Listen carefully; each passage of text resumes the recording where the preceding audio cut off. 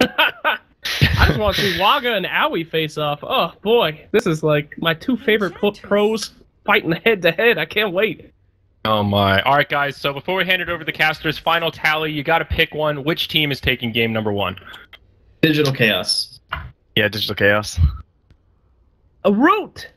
I'm rooting for Root, man. Alright, good. Our panel is split 50-50, so half of us are going to be wrong. That'll make for a nice electric post-game here. But with that, we're going to hand it over to our casters. We've got our NA expert, Mr. Mout, a.k.a. Mott. He's going to be taking the play-by-play, and he'll be joined by Synderen once more here for the North American semifinals.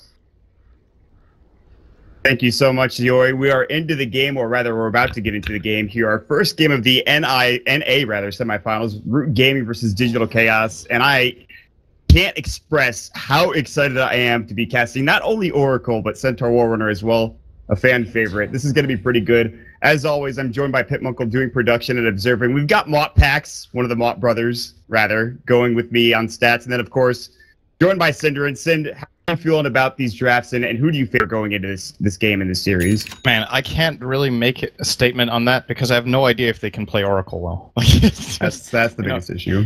It's the big wild card, and going to be the talk of this game is going to be Joss' performance, and it's going to be DC's performance against Oracle, like whether they mess up with their spells because of Fate's Edict and bad timings, whether they focus properly, whether they react correctly to False Promise and all that jazz. So I think probably DC has the more stable draft, and for that reason, I suppose maybe we should be favoring them for that. But if Oracle makes some surprise plays, I could easily see Root get ahead in this game. I think that's pretty much the exact same thing Draskell said, so I'm with him on that. I'm really curious to just see it played out, honestly. I completely agree with your point about Fate's Edict. That seems to be the spell that either kind of wins you a team fight, ruins a team fight for you. If you put it on the wrong target, suddenly, we were trying to focus down the Anti-Mage, but he's magic, well, not immune, but rather magic resistant now. So we can't really do any damage to him. Luckily, they do have some sources of pure damage, one being the Enchantress Impetus, which is really nice to have. Also, I mean, you can't really rule out False Promise. You have pretty much keep your carry alive. You have the healing going on. Obviously, every 0.5 seconds, there's a strong Dispel applied as well. Not super familiar with, like many other casters, but something that I'm definitely ready for. And to see how they play it, it's going to be Job playing it. Let me quiz you to test how ready you are. Okay. Name all of 4's Oracle spells. All right. You have Fortune's End. Obviously, that is it's not a tether, rather, but it's just 100%, or rather, a 0% mixture movement to 0%. You have Fate's Edict, obviously, which is what we were talking about earlier. Purifying Flames, which is the heal, then damage thing, and then False Promise, which is it used to make people invisible thing, but then got rickety wrecked, so. All right. Is there any evidence that you weren't messing over the abilities when you said that? You actually, there's absolutely no way you can tell, so. But I'll believe you. The explanations were pretty fast. Oh, the courier, derp. What the hell's this courier? It's so freaking weird. The Shadow Strikes are go. Derp's gonna actually feed away first blood here, but can he get the courier? Yes, and he's not dead yet. He's gonna eat his way through, but TC will finish him off in the end. And now TC's gonna blink ahead. He wants the courier of his own. Oh my God! Courier for courier trade. Welcome to Clown Town, ladies and gentlemen. What the duck was that? I also want to point out you are aggro dual laning an anti-mage against a tri-lane with Derp supporting as a Centaur Warrunner. Classic stuff here. Yeah, this is super weird. Like, this is actually, like you said, this is Clown Town. Like, I have no idea what to expect. That very nice ice here. Derp has to eat all his tankers. He might still die even. Yeah, you are blinks ahead. The last right click from Biryu, and the aggro tri-lane sort of already paying off. It's only one kill, but Anti-Mage starting to get farmed. They get a kill. Pretty nice start coming out from the side of Digital Chaos. And this is such a... I feel like this is a really weak lane for Monkeys Forever. Yeah, he's done so. Great ice shards as well. UR does get that Fate's Edict put on him, so he couldn't right-click him down to get that last hit. But AUI will finish it off with the Arctic Burn and the Splinter Blast as well. So, a great aggressive tri-lane, I guess. You don't often think as an anti-mage as someone that can play aggressively. Look him go to work. Fate's Edict again will stop him from doing any work and job, but only for a moment. And then UR just goes ham under the tower and gets the kill. Already 4-0, Sind. You're at 2 minutes in. Dire's top Yeah, this is already a disaster for DC, or sorry, for Root, because their heroes don't really do very well without levels. Like Centaur is pretty weak, so is Oracle. You really want to get up that level 6. To an extent, your early combo with Purifying Flames and Fortune's End when you're level 3 can be okay relative to the health of the heroes, but considering how fast the Radiant are leveling up right now, and AM will be getting that spell shield, then Oracle's effectiveness is going to be greatly limited very early on. Do you think going Fate's Edict at the first level was maybe the wrong choice? Maybe going for something like Fortune's End would have helped him maybe at least put the movement slow to, or movement to 0%, making someone not being able to move, hindering their movement like the Anti-Mage? I'm not sure if this Fate's Edict was best choice. Not that I'm an Oracle expert, but just saying. Still here, I think. VDC. Syndrin? Alright, guys, we're trying to get Syndrin back here. Ripperino. Alright, well, in the meantime, Beery's going to get chased down. Derp is just trying to zone him out. They're just trying to get anything. They've actually rotated this tri lane towards the bottom lane. It looks like Bulba might rotate out, head towards top lane. This safe lane not really working out. He's level 4, actually, so that is one good thing going for, or rather, a lot of good things going for Digital Chaos. Top lane, Beeryu trying to stay alive up here. Derp trying to harass as much as he can. Wog is very low in the mid lane. Looks like he got harassed down by TC, who's having a pretty great time. 20 last hits already for the Queen of Pain, sitting at level 5 as well. We'll have to keep our eyes on this bottom lane, though. It looks like something can break out. I'm here to bail you out for the time being. Thanks, I guess Syndrin is baby raging and disconnecting from TeamSpeak. But yeah, he's kind of getting crushed mid. This matchup actually shouldn't be so one-sided, though. Like, I think that Queen might be a tiny bit favored, but most of it's just about how you joust in and out and how you deal with Shadow Strikes and such. And Wagga, unfortunately, is on the losing end of that. And might just be dead. Yeah. No mana for Queen of Pain, but that is the last right click up with the Shadow Strike was already just too low in health. And he will get the fortuitous 4-minute regen rune. It's beautiful. All right, Mott. Sorry to just ditch you like that. I just had a crash. I apologize. I'll wait back in. Thank you, Andy, for joining me for the half second that you were here. No problem. Yeah, you are still farming down the bottom lane, so you didn't really miss too much. Wagga died mid lane. Great kill coming out from TC, who is dominating this mid lane. 24 last hits. Top lane, they rotated the tri lane out, so DC actually cut the pressure off. They send Yuar down bottom. Denied. Being Bulba, there are 2 centaurs. He's very afraid. He doesn't want to get stomped twice, and that could happen.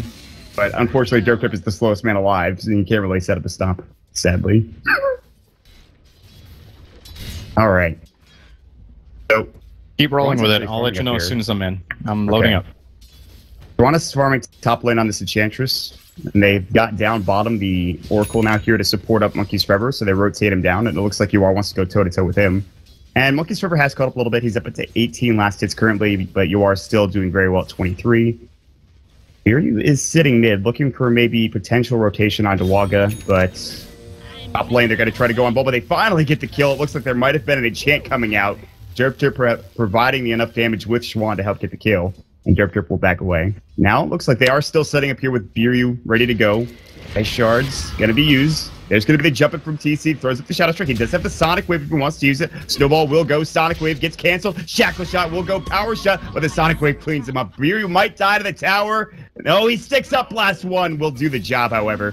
Bottom lane, Monkey's Forever, out of mana. UR gets used on that Fate's Edict, now going to work on a jaw. There's going to be the Fortune's End. He can still blink through that, by the way. That is not a tether. That's not a root, so he could have blinked if he had wanted to, and won't get any further aggression besides that. All right, Sander, you back in yet? Still having born issues? Yeah, it should be good in a second. There you it's go. taking All right, really long to load. All right, here we go. Finally. There we go. I know what was taking so long. Okay, you hear me? Everything good? Yes, you're good to go, my friend. All right, hopefully we're good. So yeah, okay, what did I miss? I missed like 2.5 minutes, I think? Yeah. And 2 kills for each side, right? They kind of broke up the lanes. Monkey's Forever just went back top after being bottom for a little while.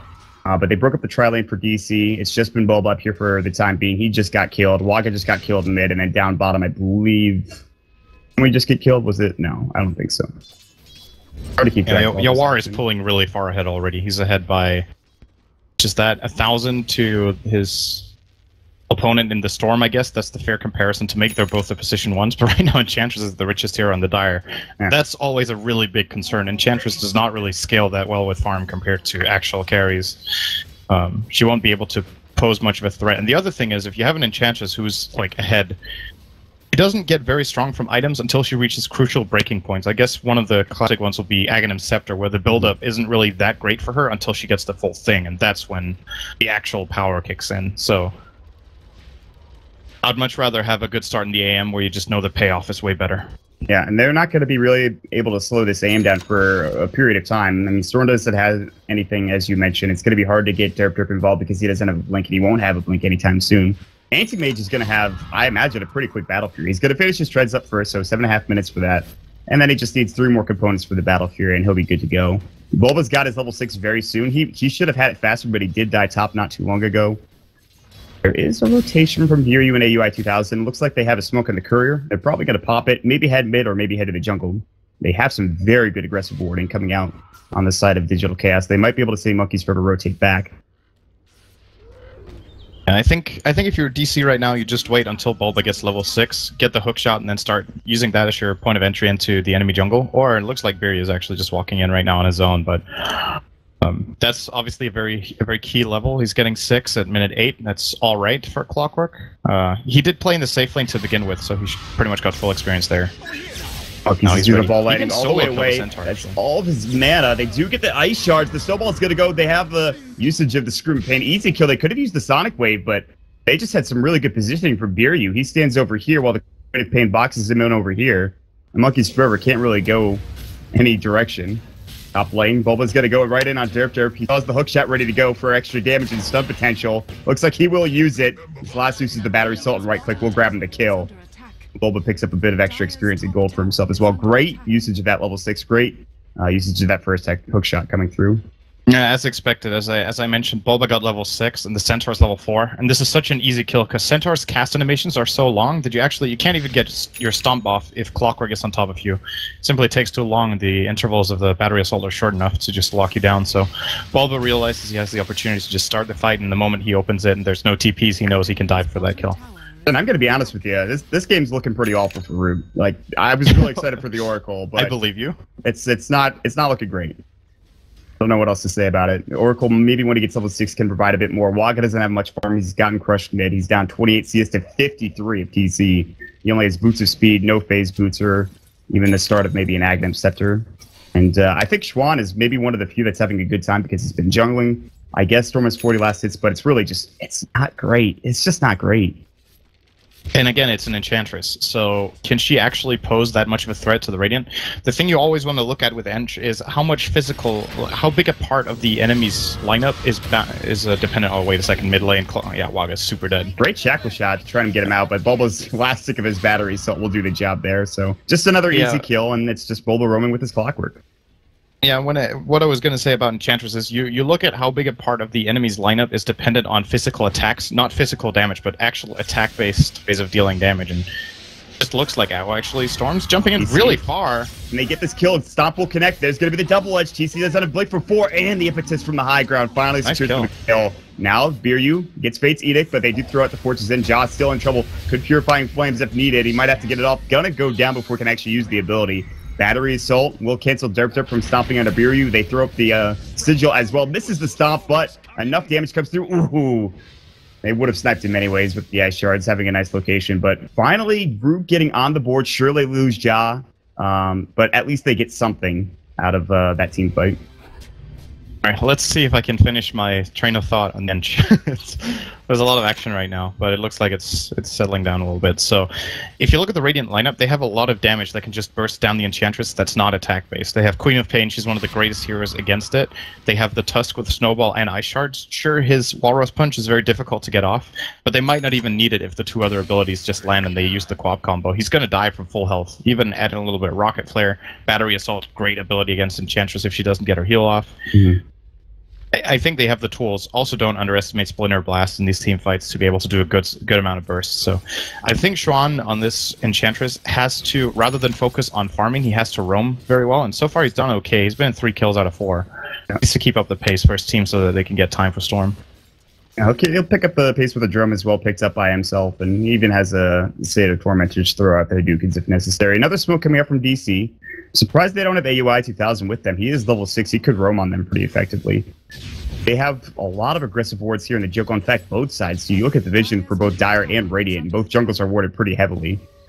But there's nobody to find, really, for DC. They might try to wait here for Derp, but that's exactly what they're going to do. They're going to hook shot in. Screwman's going to go. Derp's like, can you please leave me alone? I'm just a Centaur. I need a Blink Dagger. They will finish him off with the Sonic Wave. There is some TP rotations coming in. Schwann's coming through. Shackle shot at the T's. Power shot. Not available for one. He is going to get out. Biryu is going to get Fate's Edict, but he will fall. The Purifying Flames come out from Ja. That nuke is good enough. Meanwhile, top rune spot. Monkey's Forever. Ball lightning is away. He doesn't want to deal with TC, who did pick up the regen rune, which is actually beautiful. So 1-for-1. Derp's not getting his Blink Dagger anytime soon, and I'm sure he's crying on the inside. Yeah, this is definitely the rune you want to fight for as TC. You don't want to give a regen rune to Storm right now. That could give him a comeback into this game, and which is looking pretty grim for him. So, no ability to find solo kills with that regen. He's gonna go just farm the jungle. I'm guessing he'll just use the regen to not have to go back to base now, and then start putting some pressure. And while all this is happening, AY is just classic AY style.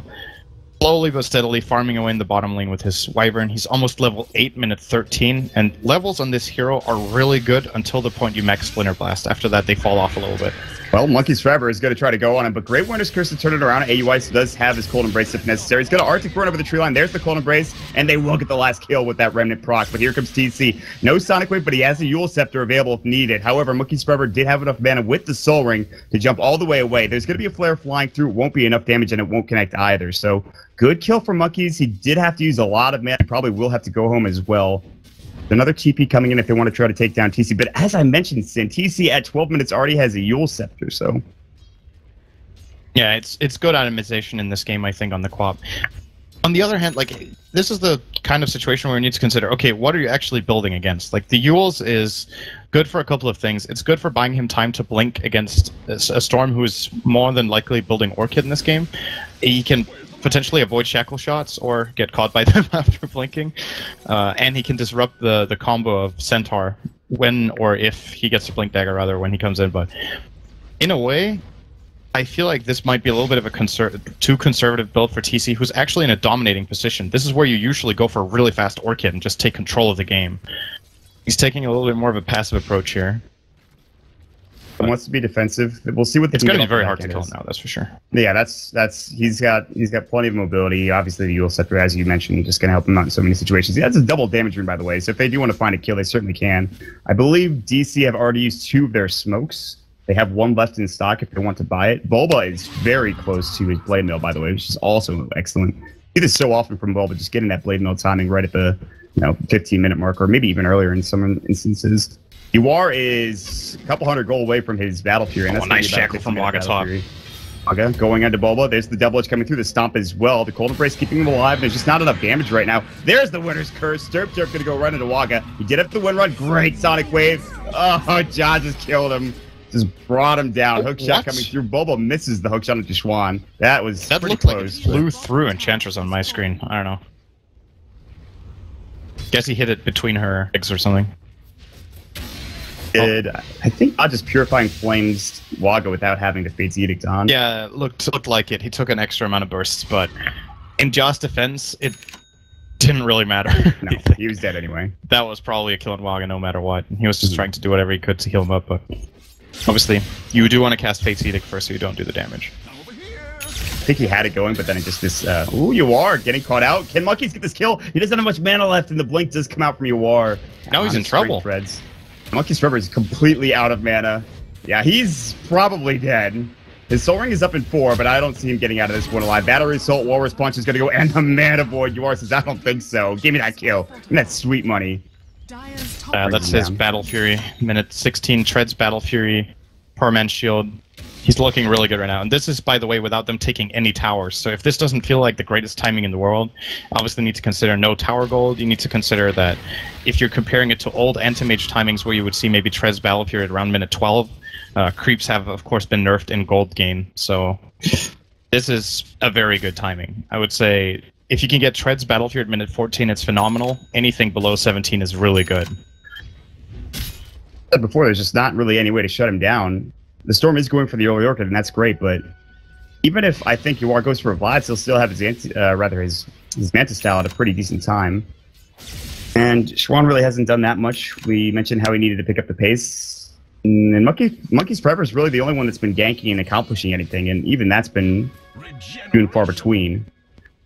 So it's kind of just, you have to farm up maybe the Blink on Derp, get the Orchid for Monkey's Forever, and maybe just get some item for Waga. But at this point, TC's starting to go to work. It looks like he will be building the Aghanim Scepter next, by the way, as he has the point booster, picks up an Ogre Club, so he's pretty close to that Ags, by the way, and that's going to be pretty huge. The concern here for Root is that I would agree they need those key items, but I don't think they'll have time for it. I think they have to try to fight with what they have, and even though it's going to look very weak and like it's obviously DC favorite at this point, just slowing down the game is going to cost you 3 towers, and if you're waiting to farm for a Blink, in that time AIM is getting a Manta, so you have to get something done before it's too late. It's Snowball to avoid death. We'll bring him closer to Monkey's Forever in the jungle. Viryu is going to get caught out. Ice Shards will be thrown down. Stapeed's going to go Oracle. Winter's Curse is going to go into Derp. Was looking for the Stomp. Shackle Shot not going to connect. Impetus and Chance going to go Arctic Burn. There's the Fortune's End. Now you have the Mana Boy going to Monkey's Forever. Not dead yet. The Waka caught in the cogs with 2. Bulba's sitting there with his Blade Mail pop. They don't want to attack him. Turns out to be a 2-for-0 so far for Root. They might get the 3rd. Bulba in trouble. Power shot to the back of the head. Execution style. Root will take the 3-for-0. Yeah, this is exactly what I was talking about. It's really good for them they do this, else this game would have been over very, very soon. But they keep hope alive here, finding 3 kills for none, and of course taking advantage of the fact that right now Antimage is not very good in fights. You saw Yawar, he blinks and he uses the Mana Void, but he doesn't want to commit to the fight since Antimage with just a Battle Fury is garbage at fighting. It's like really shit, so he has to just play safe for now and get the farm. Contributing there with the Mana Void I think is the play he can make. And of course Root, 3-for-0 there. Question is, what does it give them? Not enough progress for Derp to be close to a Blink Dagger just yet. The Storm still pretty, well, actually not that far away for an Orchid from Monkey's Forever after that fight. He's only missing the recipe pretty much, so maybe like 2 minutes maybe? And you give him 2 minutes. I think Derp should have his Blink by then. There should be the Orchid up for the Storm Spirit as well. That's more than enough time to farm up 775 gold for Monkey's Forever. That should be plenty of time. They are going to lose some towers. You are just take the tower in the top tier 1 freely without any real repercussions whatsoever. So he's going to continue to farm. He will be going for the Vlads, by the way. He has the Ring of Regen, so unsurprising. Vlads does provide a little bit of extra tankiness in fighting if you really want to go for it, I guess. And he actually has the full Vlads right now at 19.5 minutes. Also good, really good for split pushing, so we'll see what they decide to do. Radiant's middle tower Arms Mansions. AUI is level 8. He does have his max Splinter Blast right now, so the damage is ridiculous for him. Arctic Burn can still be leveled up. That's also a good ability as well. Yep, he's doing that. I think this is the main difference between Winter Wyvern players and the build. Most Wyvern players seem to agree that you max Splinter Blast. It's very rare we see anything else maxed. But then after that, some players tend to max Cold Embrace, and others do put the points in Arctic Burn. I think the most common build is a 2-4-1-1 build, but sometimes we even see 1-4-1-1, just that 1 point in Arctic Burn for the lane harass. But AUI went 2-4-1, so the very standard one, and now he's putting his points into the burn. Of course, Cold Embrace, when it comes to the scaling, is pretty interesting, right? Because the cooldown reduction is pretty weak. It's just 1 second per level, but it's 1% too. So on level 4, the heal is twice that of level 1. But then again, you need to invest 4 points, right? If you look at the scaling of Winter's Curse, Arctic Burn, the cooldown drop on that is massive, and the attack range and the slow is also better. Yep. Is going to put that 3 points to Arctic Burn. While they do sneak a Roshan, they of course countered a couple of wards, I think, near the river. Monkey's Forever's ready to ball lightning in. There's going to be the Arctic Burn, the Winter's Curse as well, so they can take Roshan. They get the Aegis in time. Perfectly timed from AUI 2000. Derp trying to walk in. He's almost with his Force Staff, not even going to go for the Blink Dagger. On the backside, Schwan was getting chased down, but instead they're going to go right onto the Derp, bring him down first and foremost. And on the other side, actually, Schwan and Monkey's Forever balls lightning all the way across the way to get the kill onto that Tusk. So it will be a 1-for-1 trade in the end. Derp did not finish his Force Staff before dying. He was so close. He'll have to wait a couple extra minutes here before he gets it. Waga was, in the meantime, just farming top lane. He's actually getting very close to his Aghanim Scepter. So a couple of decent items coming through for Root here, if they can stay up and alive. It's still, with Waga getting this farm, this is still going to be a slow Ags. It's a great item against the Entomage, and Windranger is on paper one of the really good heroes at dealing with AM just because of how ridiculous single target physical damage she has with Ags and 1 damage item. But the problem is, when she's behind, you never get that feeling in the game that she can actually solo AM. And Yawar is going to stay ahead for the rest of the game because their early game didn't go the way they wanted. So again, for Root, it's back to fighting. Farming is not an option in this game anymore. You have to make active plays happen. If they fail, you lose, but you have to try.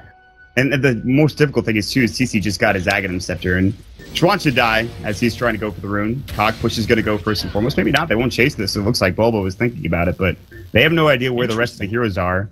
Not good enough vision, I suppose, in the jungle to see Ja and Derp not being available, but oh well, not a big deal. I think that's one of those situations where you go for it, right? Because Enchantress, you should probably know she has... Well, maybe you don't know for sure she has Nature's Ascendance on cooldown. I'm not sure if she used that in the fog earlier. If they knew she had it on cooldown, the absolute worst-case scenario if they chase is a trade, and then they get the information about where every other enemy hero is for trading 1-for-1. That's a good trade. But maybe they just weren't feeling sure about the heal there. Without the heal, there's no way she lives. They're playing cautiously. You talked about TC picking up the Yules first and foremost, not going for that kill being another instance of just them playing cautiously. And they're kind of waiting it out. Yeah, Monkeys is sitting in the back line. He did have some good vision. DC, he saw them walk through with that static remnant, obviously giving that flying vision during nighttime as well. A lot of heroes up here in this jungle. Good defensive ward as well is going to spot out Bury. You also spotted out Uar walking through the jungle, farming away as anti-mages want to do. Freaking AMs. Ja's going to be nearby. Mech's actually almost done for him as well. So the items are starting to come online here. 4 staff now done for Derp. DC and Digital Chaos in general will continue to push top, whereas Boba is a little bit on the back lines here. He's going to make his way all the way top, but it looks like they might try to go for a trade or just some farming on the map. But as you mentioned, this does not benefit Root really at all. Any situation. Oh, they're trying to trade the best they can in the mid lane, and you know what's really a shame so far in this game for Root, regardless of whether you're cheering for them or not, it's a shame if we don't get to see some really cool Oracle plays. Like, if you're just really far behind, almost no hero in the game can really show its full potential. And the laning stage in the mid game, apart from that one good fight Root had, has just been so weak that Ja doesn't get to shine. And it's a shame because they can't pick it again, right? It's banned next game. So would have liked to have to hope for something crazy this game. I mean, not all hope is lost if you are a Root or Oracle fan. I'm not sure many people are, but I wanted to personally see Oracle destroy some people, and it's not been happening. Or at least heal his team up, have some cool plays like you suggested, but not been one game for this. He's already back up to 2.5k now, sitting almost atop the net worth. UR is the only one eclipsing him, and his meta is pretty much done. So you can forget about any Orchid or any Silence really being super useful against the anti-mage, because his meta is going to prevent most of the Silence duration anyways. Root will try to push bottom. We'll see where they can get done with this.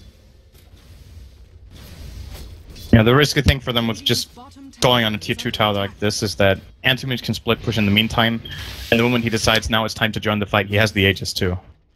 So, advantage in numbers here for DC, and Root probably have to, once again, they have to find picks. They get one here. Kill.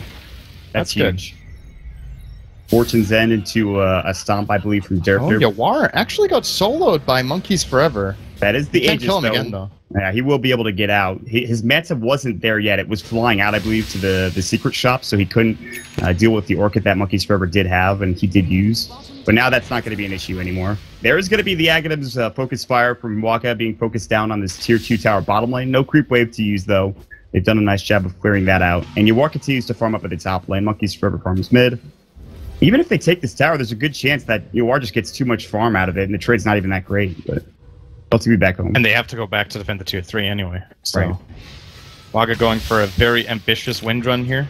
They're trying to find him with Storm. Okay, now they actually saw him with their Observer Ward. Derp's going to get hooked on. Push back. They use the False Promise. They're even going to heal him with a Purifying Flames as well. Nice job. Still going to keep going. Stampede just to get away in time, and I don't think they can chase this. Maybe they find Ja. Winter's Curse does get off just in time, but it is just a support, so that could have been a lot worse coming up from Root Gaming.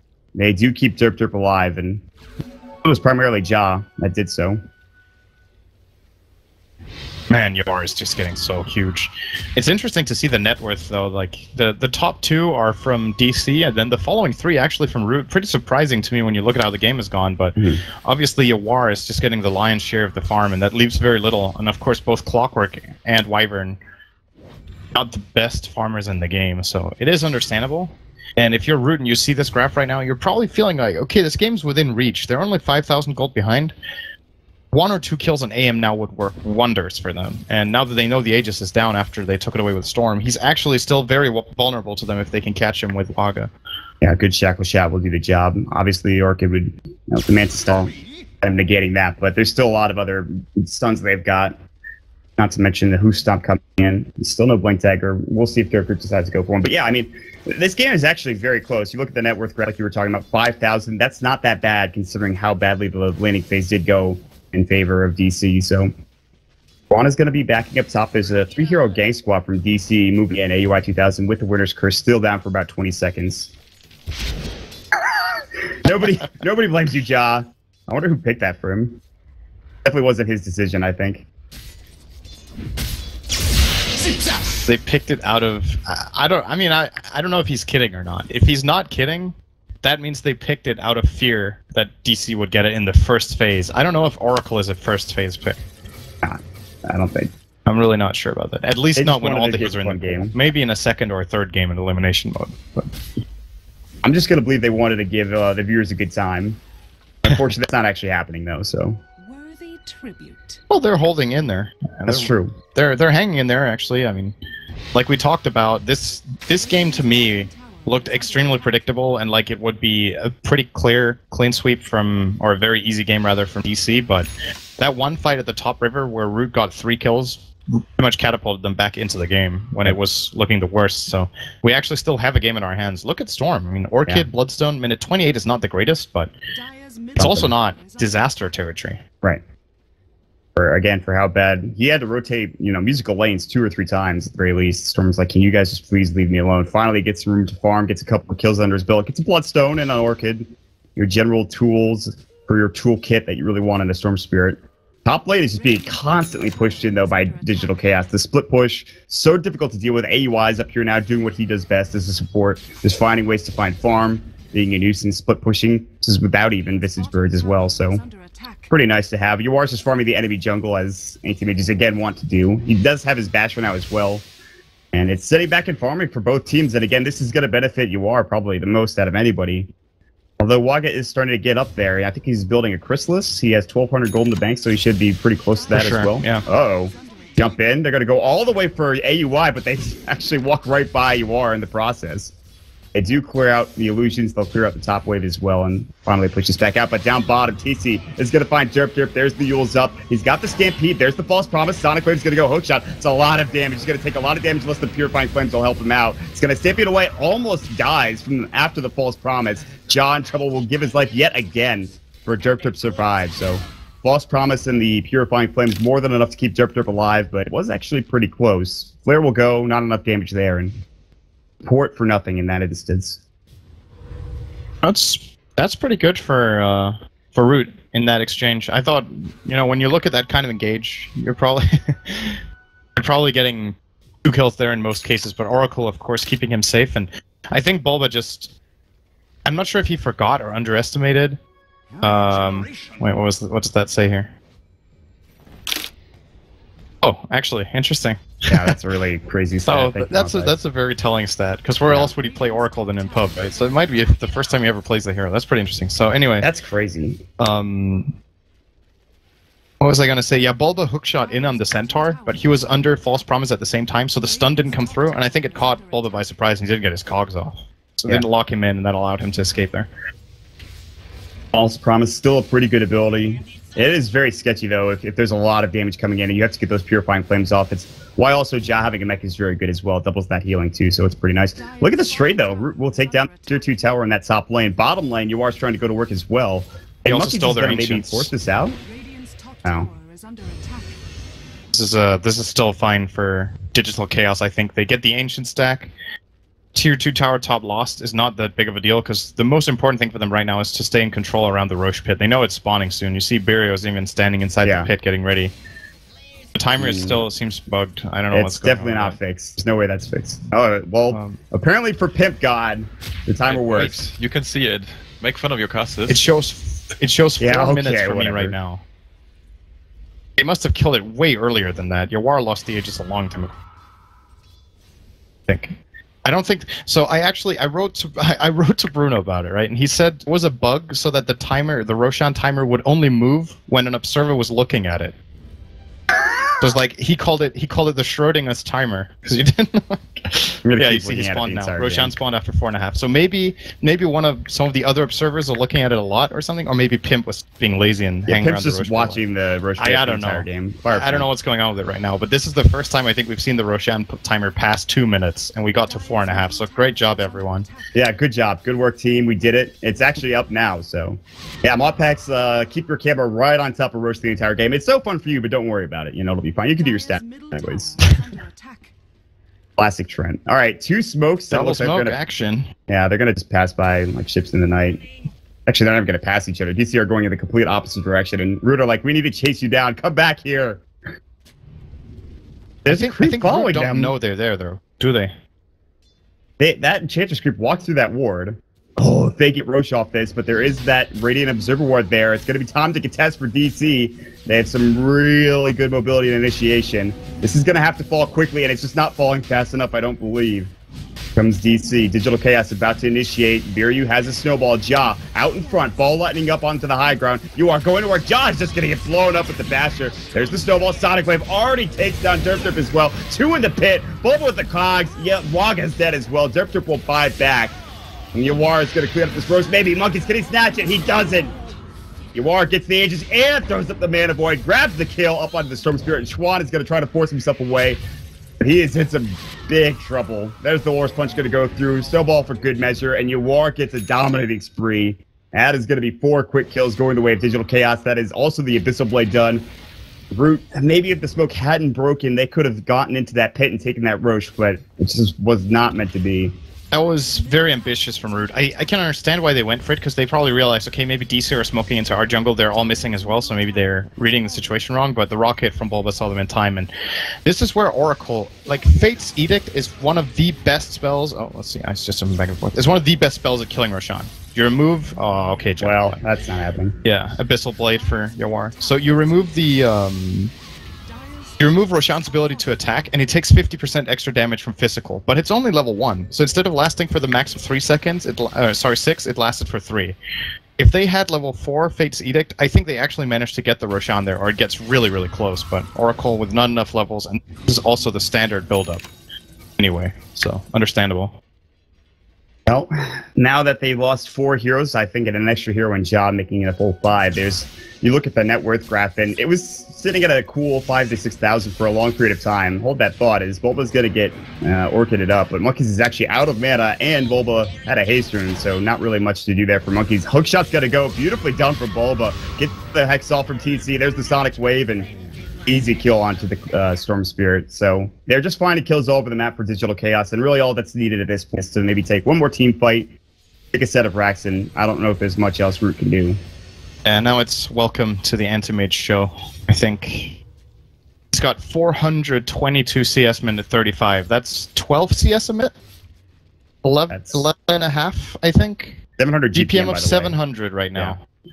And this is before they start taking barracks. Like, if they clean up a fight, clean house right here, his GPM is going to cross 800, He just goes in on Ja again, and Ja's like, please, I've only played this hero 1 time. Can you just get off me? Derp throws at the double edge, does nothing. Good usage of, I think, the Shackle Shot, and look at the focus far going to work. It's the Aegis. He's down now for a couple seconds. They'll push out DC, and can they lock him down again? I don't believe so. No Shackle Shot ready for Waga. Couldn't get it off in time, even if it was. Biryu's going to get zoned back. Impetus damage doesn't go through the Invis from the Glimmer Cape, preventing the damage through. Now Biryu's going to walk right out in front of them, and he'll snowball, but it looks like they want to re-engage. Monkey's Forever jumping in, using a lot of his mana. Waga going to get hook shot by Bulba. There's the Orchid. Can't get the cogs off. He's going to get shackled as well, but there is that Blade Mail to go through. Now, Walrus Punch to the backside. Schwan trying to do as much damage as possible, but the Glimmer Cape comes out again. Forced back into the base on the root side. Winter's Curse is going to go. Won't get hit by any of his teammates, but Yawar just comes in and mana voids him. There's no usage of the Shackle Shot. Won't latch up. There's the Stomp. Pull comes through as well. Can they bring him down? Cold Embrace again from AUI 2000. There's going to be the Fortune's End. He will blink away. It is not a root, so it doesn't stop him from blinking. They will not get the racks, but they will be pushed back momentarily, and no kills going in the way of root besides that Aegis going down. Yeah, this was actually a really good job for them getting the Aegis the way they did. They stole an Anti-Mage Illusion with Enchant and burnt so much mana on him during the Shackle Shot that he couldn't blink, so that was a cute little play, but they need way more than that. Digital Chaos, just look at their graphs, how much they've managed to accomplish over the last 5 minutes. They've gained a net 15,000 gold and 15,000 experience advantage over Root over the last 5 minutes. That's just a team that's dominating, that's leading, winning fights, taking objectives at no cost. This game is pretty much in the bag for them right now if they don't make a really big mistake with their Anti-Mage 2 or 3 times in a row. What we call a metric shit ton of a lead here coming out for DC. Excuse my language. An Imperial shit ton. Exactly. Where you're from. Yeah. Monkey's Fervor has 3 Bloodstone charges. It's looking good, and then that Roche fight came through. It didn't look so good anymore after that point. Bar is going to keep farming top lane. He has a Moonshard flying out momentarily. Actually, he had the Moonshard recipe, and then he just buys a full Butterfly, so forget that. Get the extra attack speed later on down the road. Finish up the Butterfly. Out of gold, not that it matters. Even if he were to die and didn't have buyback, I don't know if there's much that Root can do. Hookshot will swing and miss coming out from below, but it is pretty low cooldown considering he has the Anagam Scepter, so not a huge deal. Question is if Digital Chaos are just going to play it safe until next rush, or if they're feeling confident to end. I think right now they could probably just end the game, but it might feel like there's a risk that they make a mistake and AM dies, so if they could have an Aegis, they could definitely get the job done. On the other hand, what actually needs to happen from Root for them to win that fight? How do they kill AM with Butterfly and with Cold Embrace backing him up? They don't have enough magic damage between them. The main thing killing AM the last time was the Focus Fire from Windranger. They could just Cold Embrace that and then he's fine. Cold Embrace, Glimmer Cape, he's easily going to live through the first engage, and they can reset or see if they can win the fight. Maybe Orchid up the Wyvern and then somehow be able to jump on the Anti-Mage with a pole and a Shackle Shot that latches and get the Focus Fire off. That's a lot to have happen. Not to mention you have Beeryu coming in with the Snowball and Bulba coming in with Hookshot and Cog. So, it pretty much has to be a perfect team fight from Root. They will have a couple of smoked heroes sitting behind, or rather in front of Wagga and Xuan now. Going to be the Arctic Burn. AUI's going to fly over. Ball lighting further. They will find TC. He's going to use himself immediately, but the Stomp's going to come through. Hook shot from Bulba. Can they bring down TC? The force backward. Do they have the damage? Impetus. Winner's Curse is going to go. Bulba in trouble. Look at the damage from Xuan, but here comes Yuar. Throw down something. They get the mech off. Monkey's Forever going to go to the high ground as well. They false promise Derp. Going to get jumped into the air. Oh, Bulba actually Cold Embrace as well, but here comes Yuar. Just going toe-to-toe on the back end of this fight. Here, you still running away. Yuar picks up the kill in, and he's going to go for more. Gets another one on that freaking Storm Spirit. Gets the Godlike Spree. They will take down AUI in the backseat, but Yuar going toe-to-toe with Wagga. There's the wind run. Impetus damage going through as well. Hook shot from Bulba. Running low on mana and health, but Wagga he doesn't have any health left, and they take it. He's going to fall finally. Juan still throwing the Impetai as quickly as he can, but one of the last remaining here for Root, and he's got no mana left to attack. No force staff to get him away from Yuar. Yuar has a blink. Well, Manta Sal, let's see if he can get a bash here. Oh. Touchable. Pretty helpful. And actually, Xuan will make it back into the base, safe and sound. But again, it was looking good, and Root actually do get a lot of gold from that fight. 2,000, in fact, 2,400. But the Anti-Mage still continues to run amok in these Root team fights. Yeah, I feel like Root are actually doing a really admirable job with the tools they have. They're super far behind, and they still get a pretty even fight there. I think that was 1 or 2 good Shackle Shots from Wagga. They kited pretty well with the Oracle. The Enchantress managed to burn through her entire mana pool using Impetai, more or less. I think she got hit by AM once or twice. The rest of the mana was actually used, so they're doing a pretty good job, but unfortunately for them, their peak performance is just so late into the game that they have really much margin for error right now.